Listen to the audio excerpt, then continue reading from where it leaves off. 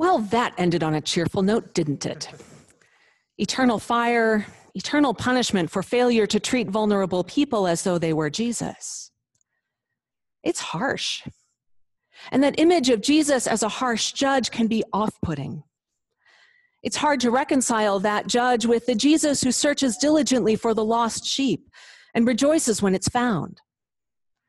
Or with the Jesus who chooses to hang out with sinners and tax collectors. But maybe there's less contradiction between the judge and the diligent shepherd than it first appears. Maybe there's another way to think about Jesus the judge, about the whole concept of judgment. We can see this different approach in the prophet Ezekiel. He's writing about 600 years before the time of Jesus, in the midst of Babylon's slow-motion conquest of Judah, the southern half of the old kingdom of David. A series of bad kings, unreliable shepherds, have enriched themselves but failed to protect their flock from these foreign invaders. Ezekiel is writing from Babylon. He was one of the first wave of exiles deported from Judah in 597 BCE. 3 more deportations came after that first one. The sheep of Judah are scattered. They have been flung out into the world, and they don't know if they will ever be gathered home again. Ezekiel says that God will not rely on fallible human shepherds to care for God's people, God's sheep. God's self, will be their shepherd. God will rescue the sheep from all the places they've been scattered. God will gather them up and lead them into their own home. God will feed them on the familiar mountains of Israel. God will seek the lost and bring back the strayed and bandage the injured and strengthen the weak. But the fat and the strong, the sheep who trampled the grass and fouled the water for the rest of the sheep, those God will judge and punish. This judgment is how God protects the whole flock. It's an expression of God's love and care for the sheep. Judgment to Ezekiel is completely consistent with God's nature. God is love, and God judges to protect the ones God loves.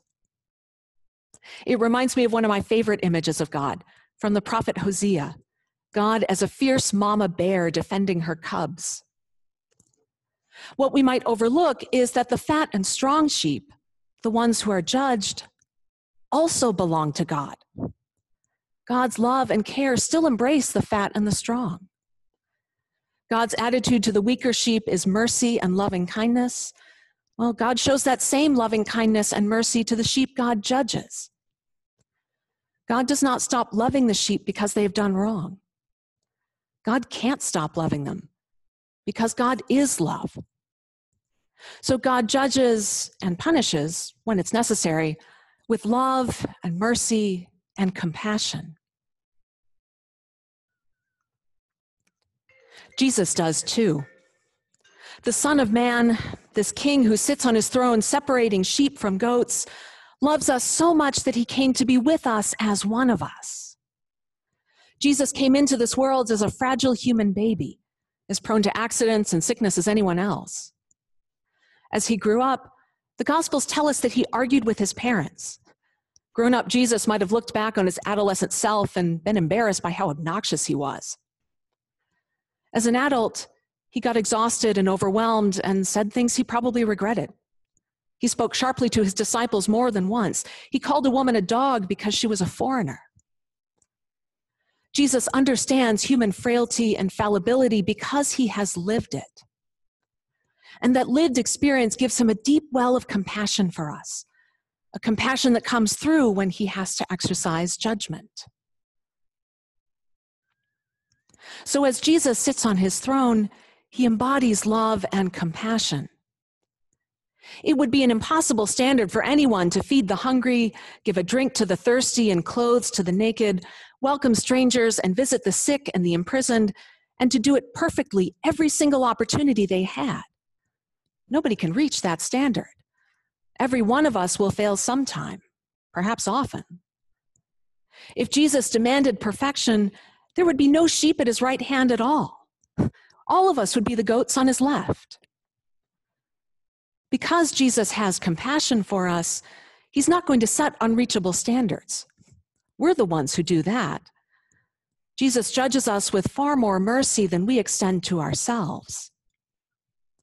His question for us when we come before him for judgment is not, did you do everything perfectly at every opportunity? But did you do the best you could at the time? That's especially true when the decisions we face are difficult and complex, like the decisions we've all had to make this year. Do I work from home or from the office? Do I send my kid to in-person school? And if so, who's going to manage remote learning? How do I hold a funeral for my loved one or celebrate my graduation? How do I fill my need for companionship and seeing friends and family? The consequences of our decisions have never felt so weighty. If we get it wrong, we or someone we love could die. Even if we do everything right, someone could still get COVID. We didn't sign up for this kind of responsibility. Throughout this year, it has often seemed as though we didn't have any good options available. We're choosing among terrible option A, terrible option B, and slightly less terrible option C. The decision fatigue is real. We're tired of this weight we cannot set down.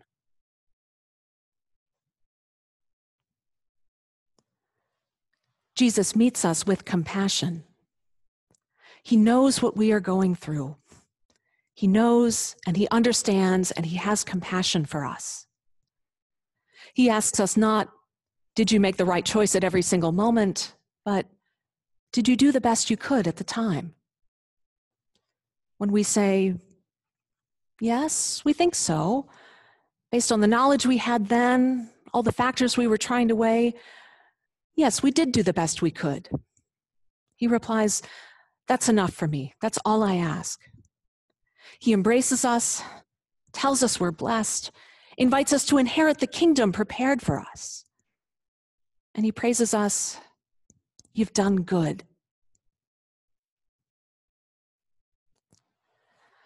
For those of us in leadership at St. John's, this year has brought a series of tough decisions about worship and gathering in person and singing and Sunday school and youth group and how to be the church when the building is closed. And most recently, how to structure the church staff to live out our mission and vision most effectively. These conversations have been happening for a while. I understand that both Philip College and Stephen Applegate made clear that St. John's needs an associate rector. This congregation is too large for a single priest. I've found in the last 7 months that even working 55 and 60 hours a week, I cannot attend to everything this parish needs, like pastoral care and lay leadership development. Having an associate rector would allow me to devote my time to those and other important matters. The vestry asked the Human Resources Committee to recommend a new staff structure. Last Tuesday, the HR committee presented its recommendation and the vestry approved it. Some of the changes are exciting. The position of associate rector has been created. In addition to sharing in preaching and worship and pastoral care, this person will oversee children's and youth ministry at St. John's. God willing, we will be able to call our associate rector sometime next spring. And some of the changes are difficult and painful. In order to use existing resources for the new structure, the position of parish administrator has been eliminated. Vicki Turner's employment at St. John's has concluded, though I hope that she will remain an active and valued member of this community. This will be a hard thing for many of us. Vicki worked at St. John's for a long time. You've depended on her warm presence in the office and her friendly voice on the phone. We're scheduling a time for everyone to thank Vicki and express their appreciation for her ministry. This was not a decision that anyone made lightly. Much prayer and conversation and thought went into it. The HR committee and the vestry believe this new staff structure is the best path forward for St. John's.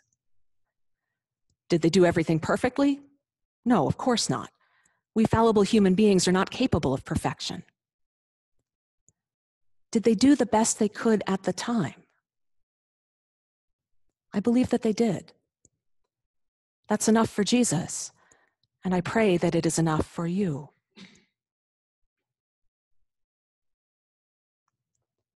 Jesus does not stop loving us when he judges us. He knows the faults of our human nature, so he brings abiding compassion to his work of judgment. He doesn't require perfection. He asks that we do our best. And when we do, he welcomes us to his right hand, to the kingdom prepared for us from the foundation of the world.